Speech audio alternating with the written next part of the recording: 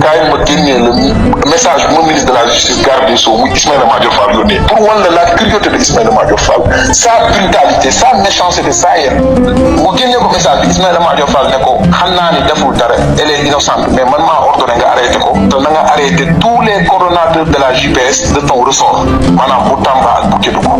noonu la waa Pastef di dund da ngay toog sa kër di xëy di liggéey ñu jàpp la te defuloo waxuloo tous ces gens là innocents mais yamoo ci jàpp leen mais da nga leen yóbbu instruction nga xam ne mën nañ leen nëbb cantik heure bu leen neex parce que ay infraction criminelle nga visé parce que en matière de crime l'instruction n'a pas de durée yamoo ci loolu mais ay terroristes nga leen di ji mais loolu niveau boobu Sénégal su fa yegg kon nag loolu mënu fa yegg ñun waa Pastef ñuy toog ne waaw convoqué na ñun dañ dem wuyu ji bu ñu demee lu ñu teg dañu ko nang bu ñu manifester bu ñu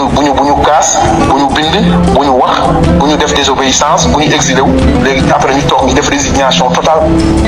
loolu xel nanguwu ko diine nanguwu ko